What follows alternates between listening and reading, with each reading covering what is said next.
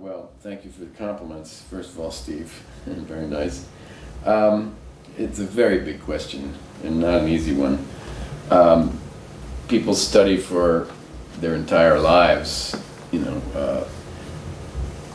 how to play on chord changes. I mean, it's essentially what jazz improvisers do, and it's a life's work. I remember when I first began trying to address the whole subject of playing on chord changes, which go into different keys and things in the jazz world and certainly in the Steely Dan world. I think I probably worked for maybe 6 years before I was really playing anything that sounded like music to my ears. It was a long process of learning how to do that, which involved listening to other great players mostly and imitating, trying to copy them, often transcribing their solos and learning, but mostly trying to work out, well, okay, why does this line sound this way on a particular chord change? It takes a lot of study of harmony, it takes a lot of study of the design of lines in a style, and without spending a great deal of time doing that, especially I think in the jazz idiom, it would be really rough to play anything coherent, I think, and tasteful and nice on some of those Steely Dan tunes, which do present some harmonic challenges, often. So another thing I'll say is that certainly there's a benefit to knowing harmony and to finding out what some of your choices of notes are over a particular chord. For instance, the stuff in Frank's book, I'm sure, addresses that. Basically, what combinations of notes sound like they might belong in over a certain chord change.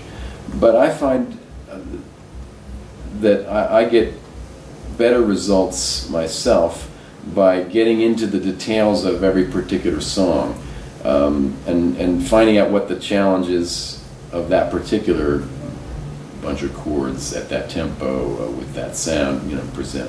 And whenever I've had a Steely Dan tour coming up, I've basically spent a lot of time with the songs that I'm going to be soloing on, and what I often will do is zero in on the difficult parts, try to figure out what makes them tick harmonically, find out what notes sound best, what types of lines are going to work.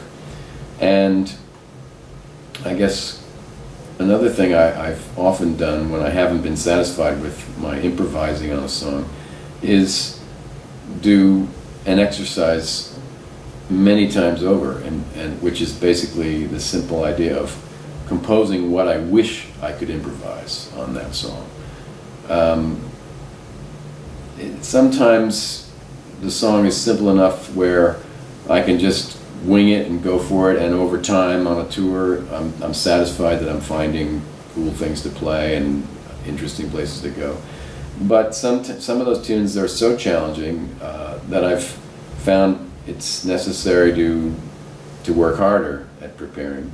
And I find if I compose 5 or 10 solos, like I say, that I wish I could have improvised, I end up teaching myself the things that I need to know in order to improvise more on that song.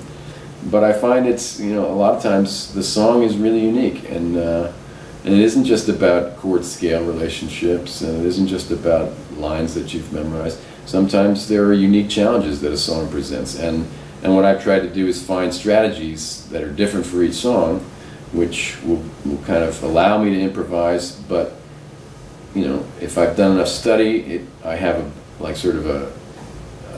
bunch of strategies that work for that song. And it's about taking the time. For me, it's been a fabulous opportunity to have those challenging tunes to play again and again, year after year. I think it's 13 years now since I've been doing some of those songs, and because I get another opportunity, another night with a packed crowd, expecting, you know, some music on a high level. The opportunity itself is the gift for me. I've been able to use that to work hard to try to improve the stuff I can play on any of those tunes over time. I hope that answers your question.